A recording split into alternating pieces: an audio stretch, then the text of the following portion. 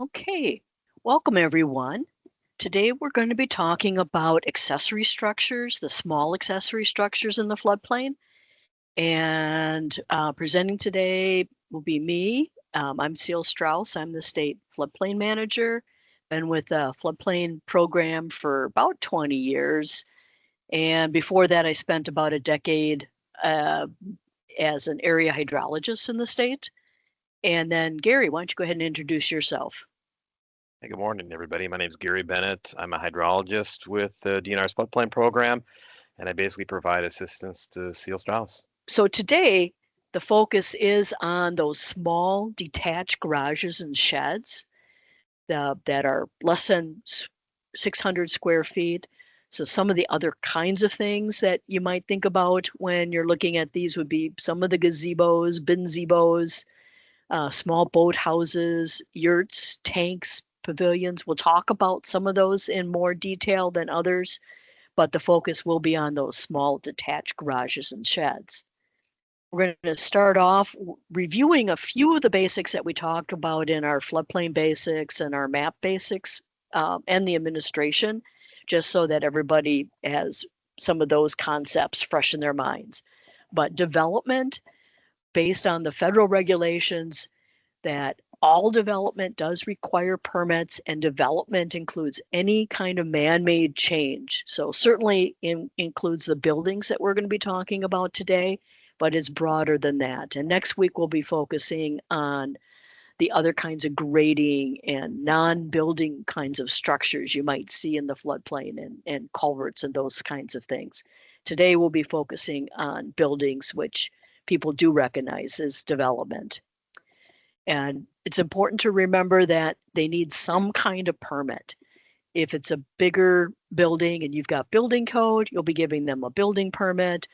If you don't have state building code, or it's smaller, something that doesn't require a permit under state building code, you might use a land alteration permit, a floodplain permit, a zoning permit, whatever you call it. They just need some kind of permit. And if it's something that you wouldn't normally require a permit if it wasn't in the floodplain, you can have reduced fees or waive fees.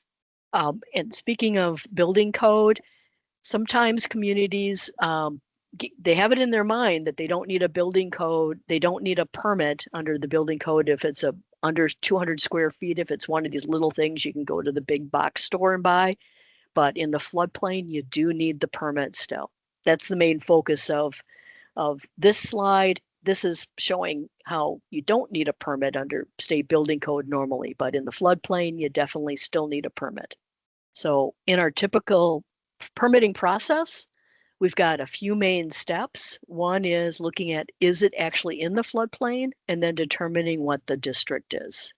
And our main flood zones that we consider to be the regulated areas are what we call the Zone A, with an elevation on the official map. That'd be the Zone AE, where we've got detailed studies and enough data that they show the flood elevations on the FEMA maps. The older ones would be an A with a number, and then there's some unique situations, an overland flow kind of situation and a ponded area, these AO, AH areas. And if you have those, you can talk to the DNR more directly about how to enforce that. The other main zone we're talking about today is the A zones, where it's mapped as that 100-year, that 1% annual chance floodplain, but there's nothing on the official FEMA maps, though we might have data on the DNR viewers.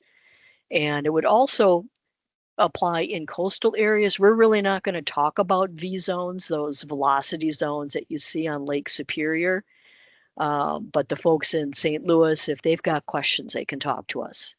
And within that AE zone, where we've got the detailed study, we're going to break it into the floodway, which is the stream itself, and the area adjacent to the stream where we have higher velocities, greater depths. It's the more serious part of the floodplain in terms of potential risk. And then the flood fringe is the area where we allow more of the development. In the floodway, we're very restrictive. And then we've got the general floodplain, which is what we call the Zone A areas, or the detailed studies that don't have a floodway mapped, and those coastal areas that, again, we won't say much about today. So on the old maps, this is what it looks like. The 1% annual chance floodplain is this dark shaded area on our older paper maps. The light gray area is the medium risk area. Usually it's going to be that 500-year floodplain, but it can be other risk areas. And then the within that floodplain area that you're regulating, you've got the floodway, which is shown with the hatching here. And then the flood fringe is the dark area outside of the hashing. And again, that's what we're focusing on here today. That's the area that's regulated. That's the special flood hazard area. In the newer digital maps, we have a little bit different coloring. We've got the floodway shown with the red and blue hatching. The flood fringe is shown with the light blue. That medium risk area is shown here, but unless you've got higher standards, you're not regulating that. That's usually, again, the 500-year, but it can be the 100-year draining less than a square mile or less than a foot deep, or where you've had an accredited flood protection project. But most cases, again, it's 500-year. And we're regulating, unless you've got higher standards, the light blue and the floodway area here. When we have detailed studies, we'll have other frequencies a lot of the time, the 10, 50, 500-year, but the 100-year or the 1% annual chance flood elevation, that's what we're regulating. In some of our more recent studies, we actually have the 25-year and something called the 100-year plus data available. And we talk about that in some of our other presentations that we give. So again, some synonymous terms. I think I've used most of these already. 1% annual chance flood, 100-year flood. FEMA will call it the base flood elevation. And in state law, it's referred to as the regional flood. And when you're talking to lenders or insurance agents, they usually call it the special flood hazard area, that regulated area where flood insurance, mandatory flood insurance kicks in if the building's in or touching that area. And if they've got a federally backed loan, they must get flood insurance. But in general, we'll call it the high flood risk area. So where do you see these maps? The older ones and the newer ones, you'll have a flood insurance study. The older ones will have this, this graphic here.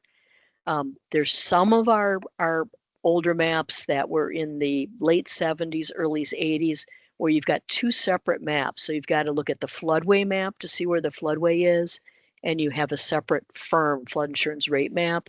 Starting at about 88, everything's on the firm. So the floodway is shown on the firm. They don't have a separate map. But if you happen to have older maps, make sure you know where your floodway maps are. And as we started going digital, this is what the maps look like, the early digital maps. They still, it's one of the older digital maps because it still had that old-fashioned graphic on the front of your flood insurance study.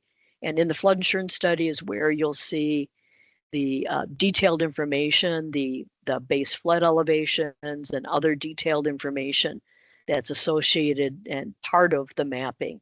So that's what the mapping looks like in some of our older digital maps. And unfortunately, those first digital maps, they didn't have the best data. A lot of times they were doing what we call digital capture.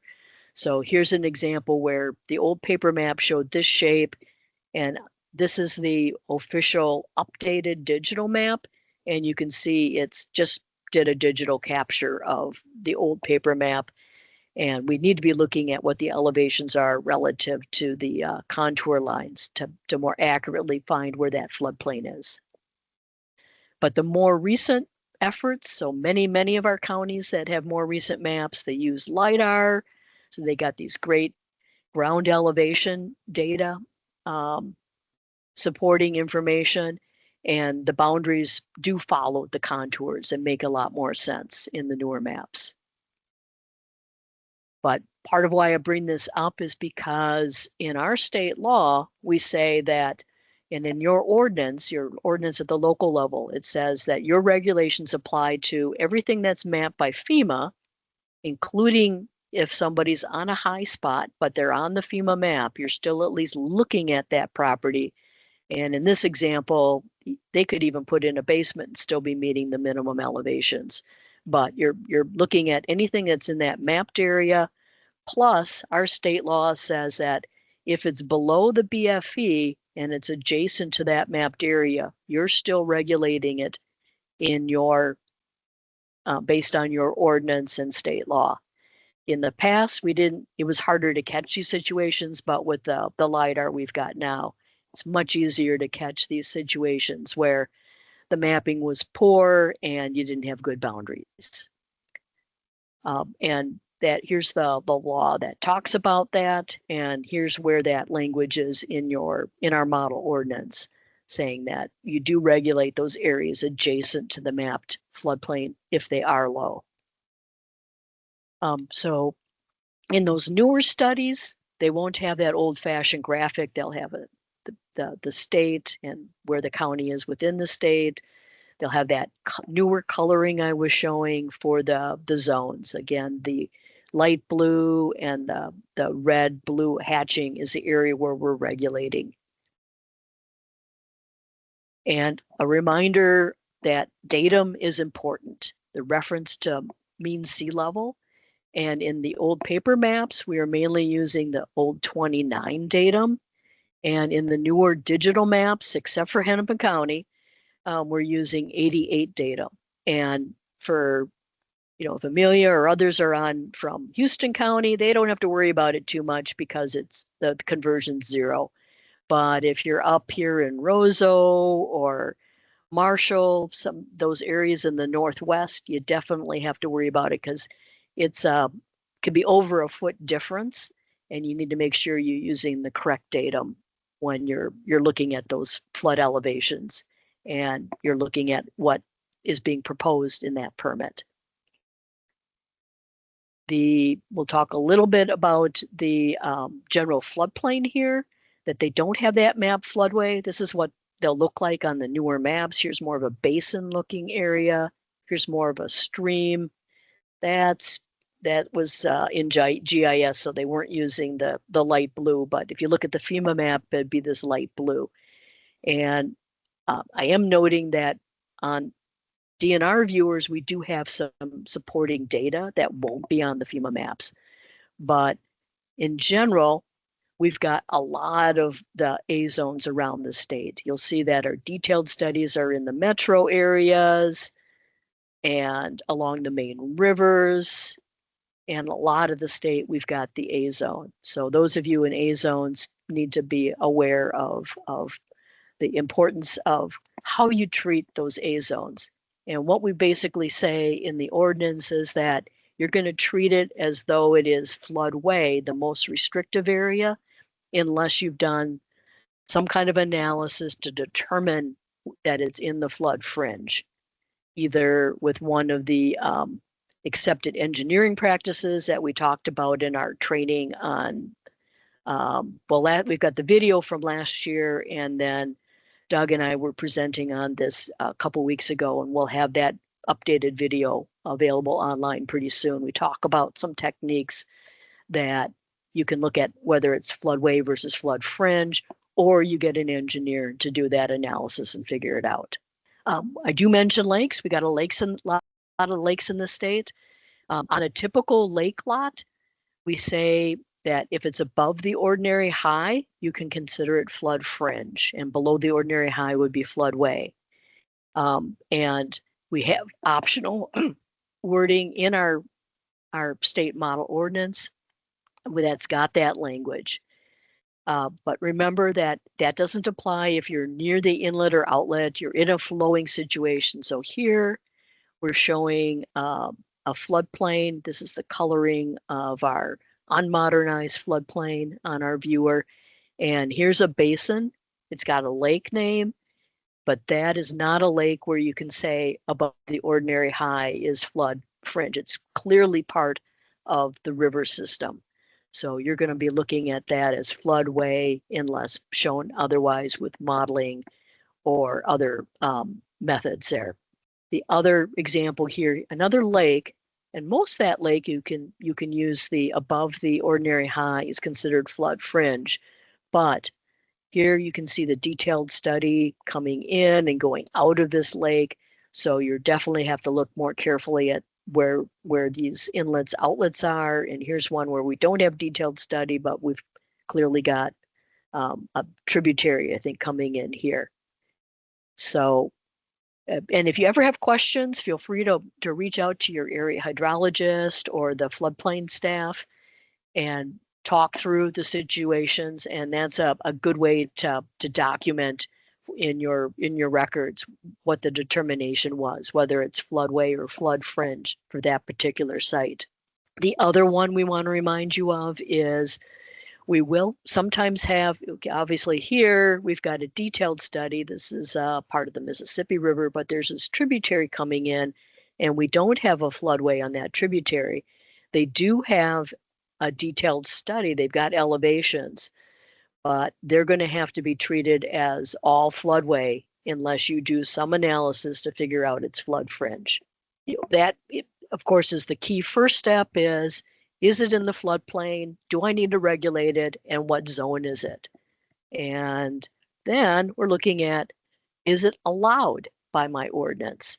And here's a sample permit application form we've got available on our website. Next week, when we're talking more about grading, filling kinds of non-building things, we'll talk more about the simplified version. But this is the first page of our building version. And if you go to the next page, we'll talk about accessory buildings would be one of the choices. And we'll be talking about storage tanks. They are officially considered like buildings in the FEMA requirements. And we have a place to look at verify what district was it in. So it's in the floodplain. It's verified it's in the flood fringe and that it's a permitted use. You're going to look at those. I should mention that the first couple pages are for the applicant, and then we've got some pages that are for you as the local administrator. We're trying to step through the main things you need to look at here when you're evaluating that permit. So again, you're looking at, is it in the floodplain? Do I need to regulate it? What district is it in? And is it allowable use? And then for all of these structures, we're going to need to know what the regulatory flood protection elevation is. And that's the base flood elevation plus any stage increase that will be listed. If it's a detailed study, it'll be in the flood insurance study. If it's an A zone, we're going to assume it's our maximum of 1/2 foot that we can have in Minnesota in our freeboard. So you're figuring out what that RFPE is, what's the datum. Like I mentioned, that can vary by 0 to 1.4 feet, depending on whether you're in 29 or 88 datum. And what was your source?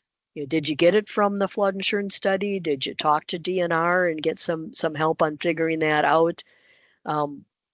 Include your documentation of how you came up with that BFE and have it in the records for that property. So then something that applies to all of the development in the floodplain.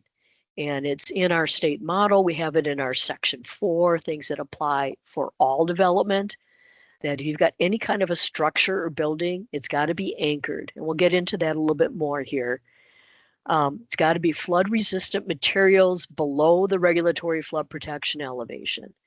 So certainly, plastics, metal, some of those kinds of things. If you've got questions about whether it's flood resistant, FEMA does have Technical Bulletin 2, which gets into more detail about what's considered flood resistant or not flood resistant. We do need to provide adequate drainage and not restrict the flood carrying capacity on the floodplain.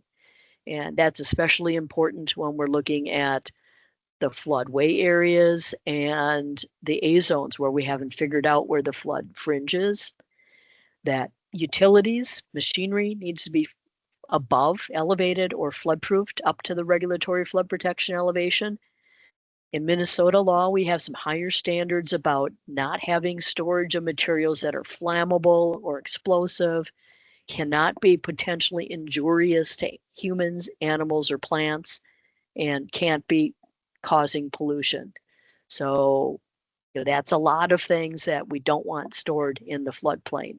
And we don't want stored in the buildings in the floodplain if they're in areas that are below the RFPE. And then just basic language about erosion sedimentation control. And in our model, our sample permit form, we do talk about some of these key things that are, again, they're federal requirements and in your model ordinances, especially for buildings and structures. We'll be talking about verifying that they're anchored, they have flood resistant materials, if they've got utilities, that is elevated or flood proofed up to the RFPE or higher. If we are in an A zone and we determined it's in an area we can consider to be flood fringe, we'll still be looking at proof that it meets the allowable rise, that it doesn't cause more than half a foot of increase in that area, and that any increase doesn't impact any existing buildings. And this is a page from our quick guide, which was last updated in 22, but it's got some really helpful pages and graphics. And this is page 42 of that. And the last part here in the form I think I'm going to be talking about is that it's got a place if it's in the general floodplain. How did you figure out if it's in the floodway or the flood fringe? Was an analysis done by an engineer, or did we verify through some other accepted engineering practice?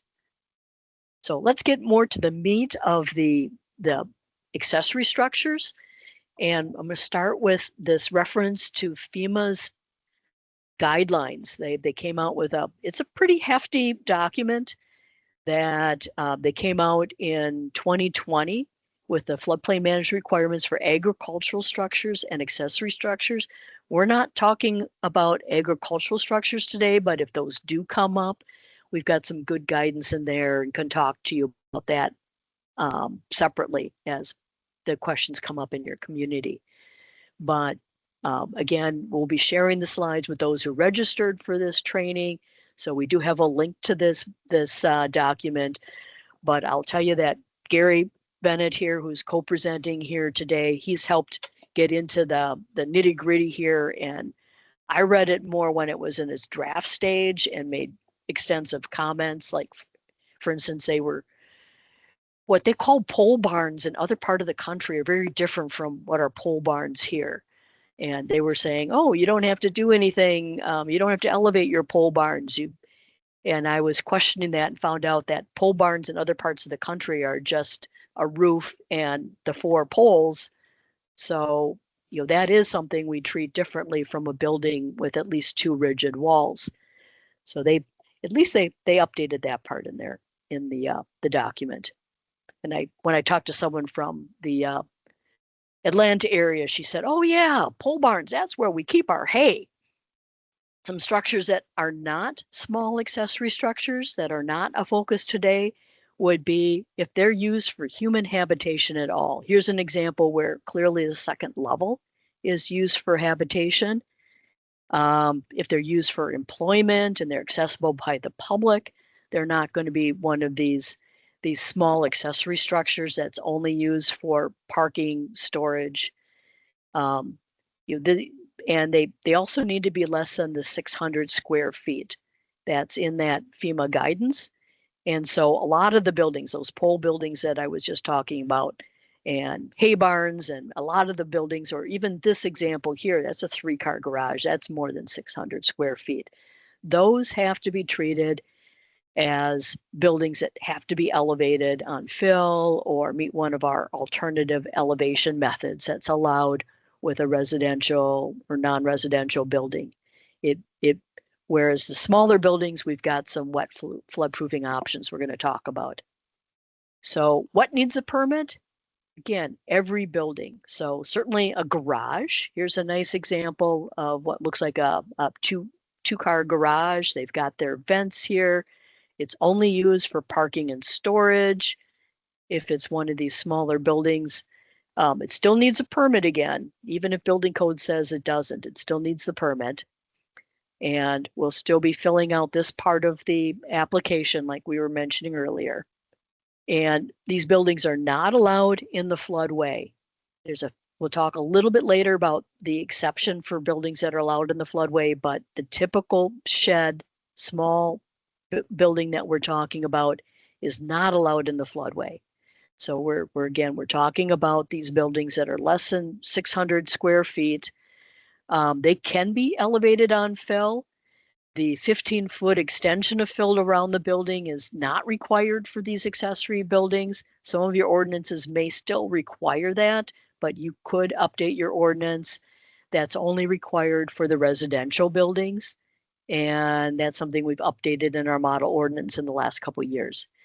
But they can either elevate on fill or use the alternative methods, or they can do the wet floodproofing. If they are only used for parking and limited storage, and we don't want that storage to be those pollutants, those things that are prohibited within the floodplain. They do have to have the automatic opening flood vents. They need to be adequately anchored. They need their flood resistant materials, and the utilities need to be elevated.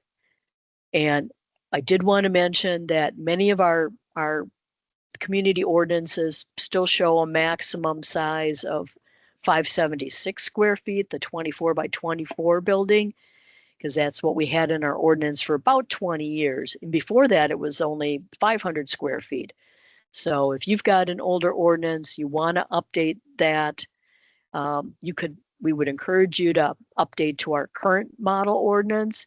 But if you wanted to update to show up to the 600 square foot maximum, that they could be wet flood proofed, and taking away that 15-foot fill requirement for those accessory buildings, you could be talking to us about updating your ordinance.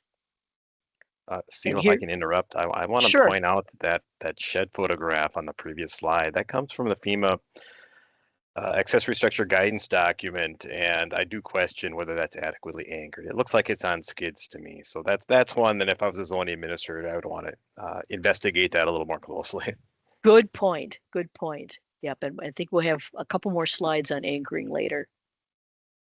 So, and this is the photo the graphic we typically show. It's from our quick guide. So again, flood resistant materials up to the RFPE, elevated utilities. And if I see anything other than electric on these small sheds, I'm questioning their use. If I see plumbing, right away, I'm looking at whether they're really using it for habitable purposes. Anchored, as Garry mentioned, adequately anchored. And the flood openings, we'll get a little bit more detail about those requirements, but they've got to have those automatic opening flood openings. Oh, here's our anchoring. Garry took these from FEMA bulletins, I believe. So showing that you've got it bolted into your slab, or you've got other kinds of ground anchors. And if any of the communities have some good photo examples, we'd love some good photo examples, and we'll be kind of watching for those too, getting some better examples, because we like photos. As they say, a photo's worth 1,000 words, huh? Here's an example of what happens if they're not adequately anchored. This is more of a, one of those box units. And actually we were impressed with it. You can tell it didn't really get damaged, so it was flood resistant, but they obviously didn't have it adequately anchored. And these are storage units that you'll see in various places. This is a picture from Minnesota. I don't know who the source is, so we won't use this in any of our public brochures or anything, but this is just angles, a couple different angles showing that shed or that boxcar basically completely blocking this bridge crossing. And that was in either the 2007, 2008 flood. I think it was in the Minnesota City area. So back to talking about the vents, they do need to be 1 square inch of automatic opening for every square foot enclosed. So if you've got a 600 square foot building, you need 600 square inches of automatic opening vent area. They need to be on at least two sides of the building. And I'm sure that's because if you've got flows coming and debris blocking one side, you've still got the other side open. And then they need to be within a foot of the ground or the floor of the building, that bottom of that vent. And only the part that is below the base flood elevation will count as your square inches of opening. And why do we need vents? Because we want to equalize that pressure. If you didn't have the vent, you'd have the pressure building up on the outside of the wall and pushing against that wall. And if you don't equalize that pressure, this is what you see. And in earlier floods, in the 97 flood and other earlier floods, we've got lots of pictures like this in Minnesota. This is, of course, a basement example, but you'd see the same thing on other buildings. There are these engineered vents. Usually they're certified to be the equivalent of 200 square inches or maybe 225 square inches. You look at whatever the certification is for that particular model. And a lot of times people want that space to be, heated or at least more insulated. So they like these, or they're worried about critters and things like that. So they like these engineered openings so that they're closed most of the time, but they're engineered to open during that flood. For what it's worth, I talked with one of the vendors maybe a year or two ago, and yeah, you're correct. They do make those where they're insulated for these northern U.S. Climates, and they'll money no object. They will custom paint those to match your existing house. So there's a lot of options with those. There definitely are, and relative to the rest of the building construction, they're not that expensive, but certainly. If you don't want to be spending the money on those, you can be looking at non-engineered options. And you can look at FEMA's Technical Bulletin 7 that gets into more details on what floodproofing requirements. But there's also this guide that actually one of the main companies that does the engineered vents, they were one of the main authors of this. And they looked at a whole bunch of different kinds of vents and give you what the equivalent opening is. Because if you've got bars in there, you have to subtract that area. You have to figure out what the net area is of opening that you can count as that automatic opening. Again, you can elevate on fill, and Garry kind of took our normal residential building graphic here and put in a little shed. You don't have to meet the 15 foot of fill that's required for residential buildings, but you would still be elevating it to the regulatory flood protection elevation if you don't want to meet those floodproofing requirements. And I'm going to switch gears a little bit, talk about the floodway.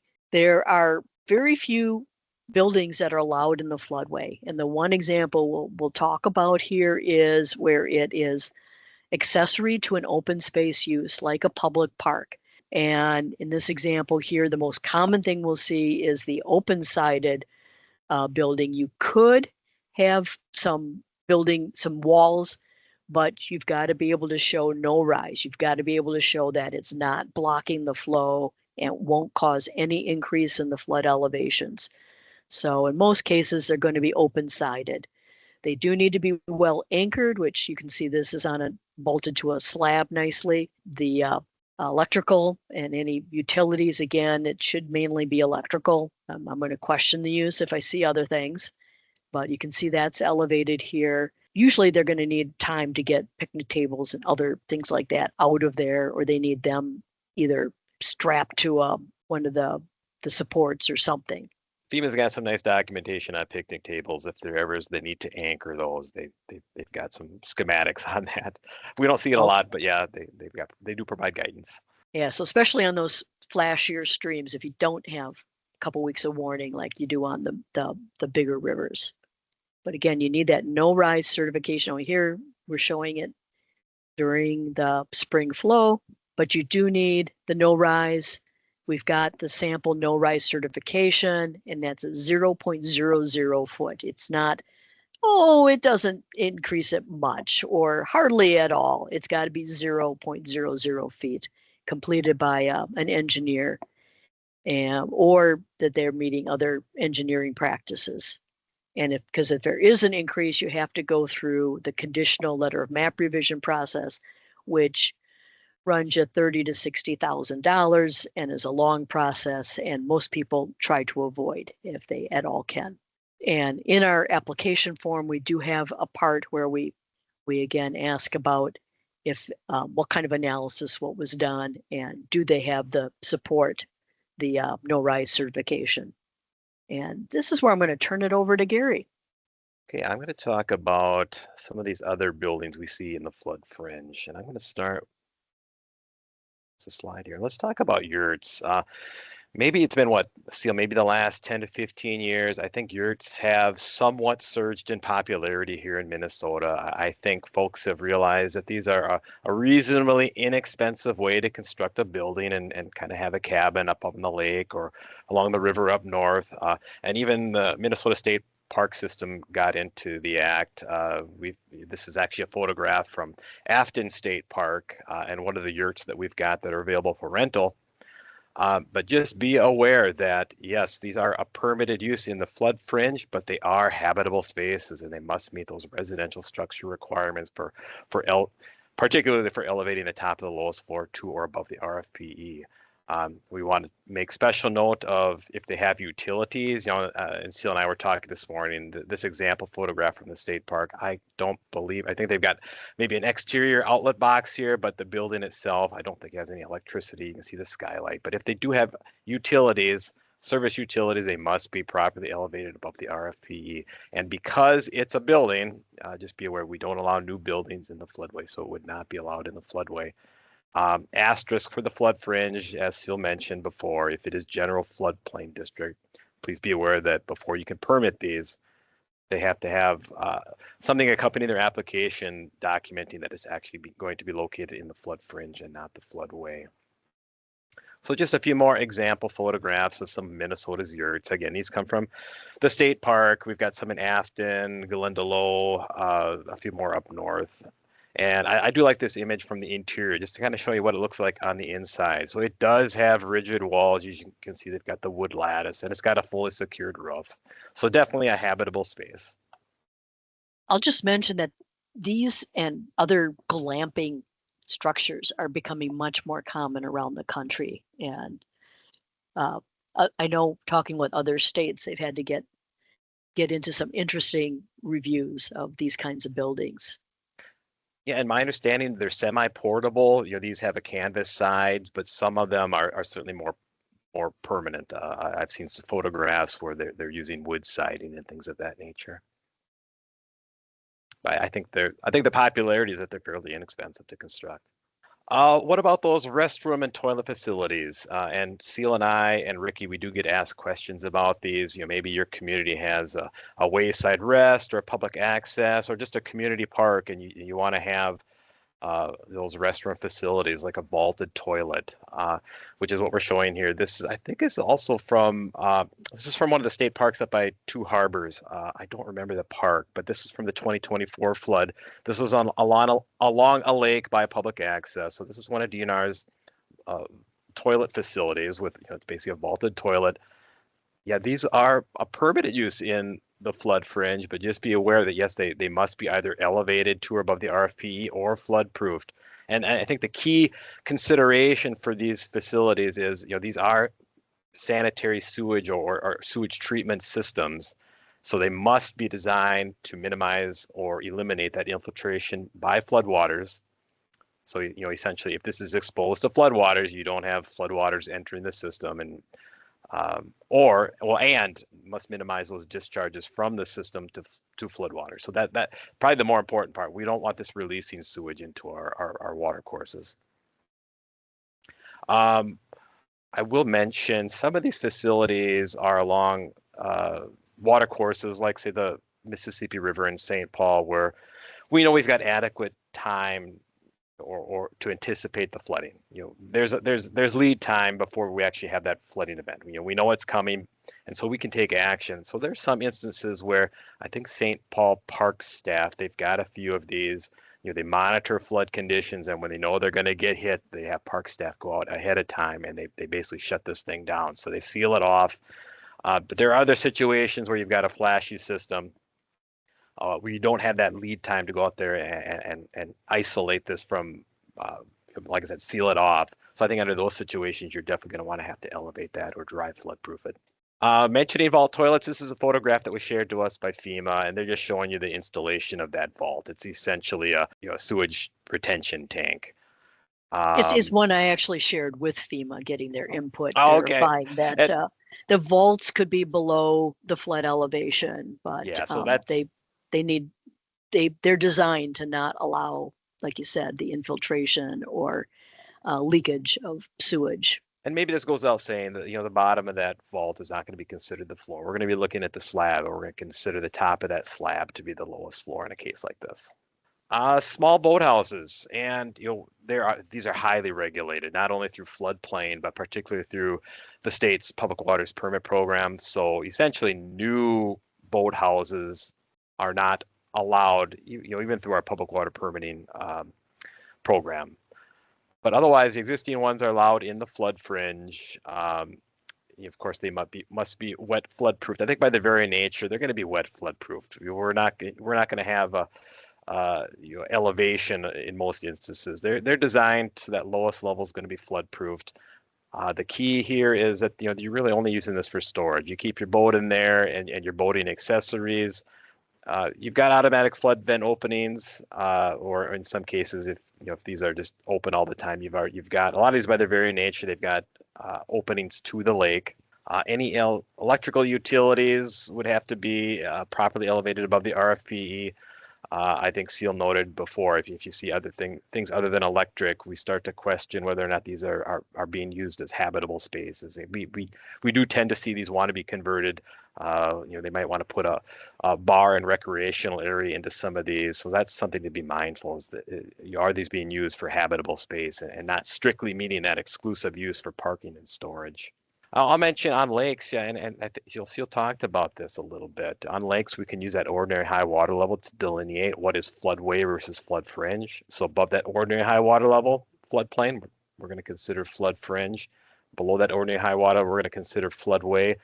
By their very nature, a lot of these boathouses want to get right down to the water. And just be aware, if they're in that floodway below the OHW, in most instances, they're not going to be allowed. I think that's all I'm going to say on that. They get to be very controversial. We do have a lot of existing nonconformities. I'll leave it at that, but yeah, nonconformities. But yeah, just be aware, new boathouses would not be allowed. New ones below the floodway wouldn't be allowed. In the flood fringe, there's some wiggle room to allow these. Just some more examples of small boathouses, and you can tell these aren't new. These have been out there for a while. I call out this one. I have no idea the age of it, but it's obviously in a state of disrepair. And to make this a usable boathouse, I think would trigger substantial improvement provisions, and so likely this would have to be removed. Let's talk about another more common structure that's we tend to see in the flood fringe. That would be like the gazebos. Bin gazebo is kind of a new one, and we've got some photographs of that. I think that was new to Ceil and I, maybe 2 or 3 years ago. That started to get onto our radar as something that's popular out there, as well as the carports and those picnic pavilions that Ceil already mentioned. So just be aware, yeah, these are allowed as a permitted use in the flood fringe. Some of those same provisions that we've already talked about are going to apply. Being designed with 2 or more rigid walls, meeting the same requirements as a shed. If they've got 2 or more rigid walls and a roof, they're basically considered a building that must be complying with the garage and shed provisions. But most of these that we see are going to be open-sided. The one concern I've got, and I'll share that with you on, I think, the next slide, is some of these gazebos, they tend to want to put in a half wall. And the question is, well, it's only a half wall. Does that count? And it really does, but I'll share with you on the next slide. But most of these, like I said, they're going to have fewer than 2 rigid walls, so they would not be required to be elevated. They could be constructed at grade. They're open-sided, so you just need to elevate those utilities, ensure that you're using flood-resistant materials below the RFPE, adequately anchored. And here's another key one: is making sure that all of these types of structures, if they're located in the shoreline overlay district, make sure, are they meeting those structure setbacks? not being constructed in the bluff impact zone or the shore impact zone. And then again, in the floodway, these aren't allowed, except those open-sided accessory buildings that are accessory to an open use space that Ceil had mentioned. I promised you gazebos. These are some of the photographs that Ceil had obtained. I'll call your attention to this one in the lower right-hand corner where they've kind of got a half wall.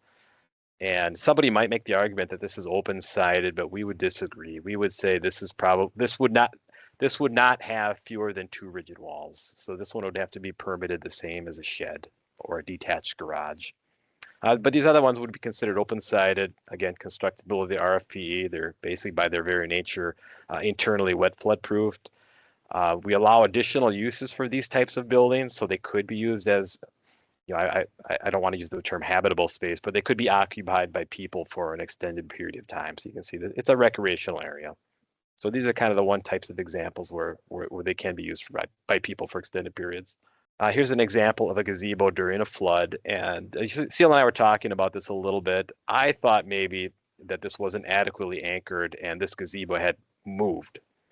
But Ceil had pointed out, well, if it is anchored, it's certainly not meeting structure setback. It's right on the river. And you can see, yes, it has fewer than 2 rigid walls. It's just got this railing, but the railings are already capturing flood debris on the upstream side. Let's talk a little bit about hoop buildings, because there tends to be a lot of confusion about these. By hoop buildings, the best example we've got are some of these greenhouses that you might tend to see that, and they pop up from time to time. If they are temporary, and by temporary, the best example we've got are those greenhouses that come up in the spring, and by late spring to early summer, they're gone, and they pop up at the parking lots of those big box stores. If they're temporary like that, they would be exempt from permitting. We wouldn't require a permit if it's truly exempt. We do require verification by the community. They need to verify that it actually is temporary. And of course, if these are not temporary, they must meet those same provisions as you would for a detached garage or a shed. So either elevated or flood-proofed or internally wet flood-proofed. In the floodway, we would not allow these. Although a lot of those are going to be more than 600 square feet, so they'd need to meet the minimum elevation on fill. That's a good point. And somebody might make the argument, well, this doesn't have a rigid wall, because a lot of times these have soft sides, but you'll note in this example, that's likely a rigid wall along the base of the foundation. Just again, most of these aren't going to be exempt because they have a flexible material. And I would also argue that flexible material isn't by its designed to break away during a flood. So this is probably another example where you could be talking to floodplain staff or your area hydrologist about your specific question that comes up. But I guess in this photograph, you can see they've got elevated utilities. I don't know if that's a ventilation system, but they definitely got their electrical and mechanicals are elevated. This is just another example of one of the hoop buildings we tend to see. And again, verifying that if it's in the floodplain, if you're not going to permit it, verifying that it's actually going to be a temporary structure. Okay, another thing we want to talk about are tanks. And as many of you know, in your ordinance, when we define a structure, tanks are included in that definition of a structure. A lot of times the most common tanks would be those propane tanks that we might see for a building, but it would include any other kind. Could be a fuel storage tank. Any kind of a tank would meet that definition of a structure. They are permitted in the flood fringe, but the main caveat is that they're adequately anchored to prevent their flotation. These tanks, you think they're heavy, but they're subject to buoyant forces. So if they're exposed to flooding, and we've seen it, they will float away, but they're not allowed in the floodway. And this photograph example here this is from FEMA. This is actually this was intended to be a subgrade fuel storage tank, but it was not properly anchored, and it was exposed to floodwaters. And even though it's buried under the ground, and you probably had feet of overburden, trying to provide ballast to keep that tank underground, and she popped up during a flood. So just be aware that, even those in-ground tanks need to be adequately anchored so they don't pop up and become buoyant. Here's just some more examples of adequately anchoring your tank. If it's your backyard propane tank, you've got a foundation, maybe a concrete slab, and you've got some straps that are adequately securing that to that foundation, to that slab. Or in some cases, you may elevate those, making sure you're elevating the bottom of the tank to the RFPE if it's not using a ground anchor like this. And those are graphics from our quick guide, by the way. Last example I'll share with you guys of a tank is this one. And we just talked about this. And Ceil, is this from Minnesota? This is a Minnesota photo? No, I don't think Okay. so. It was in a FEMA old FEMA training that we got this, but But it could be. Yeah, it all looks too like I see common. those eroded bank there of the river. All too common. If not adequately anchored, these can become buoyant and basically become flood debris. And we were talking this morning about how after Katrina, FEMA was really cracking down on anchoring those tanks and fuel tanks and coffins because they were having a lot of problems with them popping up and bumping into other buildings. Just another reminder to make sure that all structures are either elevated or flood proofed, and this is highlighting some of those utilities, making proper elevation of utilities. So here we've got an electrical box that's elevated in a floodplain, properly elevated. This is some kind of a electrical substation, some kind of a service facility, and you can see they properly have elevated that on stilts. And in this case, it's likely adequately anchored. These concrete footings probably go down quite a ways. So just some good examples of what we like to see of elevating utilities in the floodplain.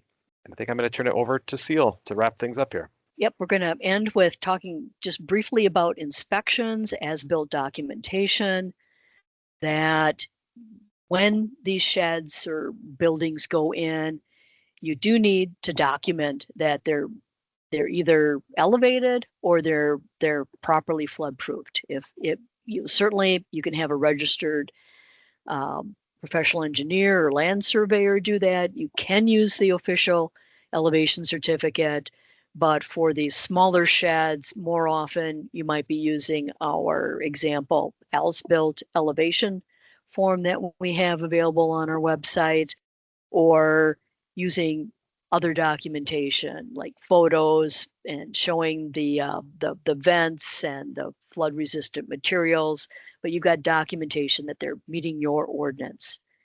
And we do in some places where it's in the official floodplain, but it's clearly high. Sometimes your documentation can be the LIDAR.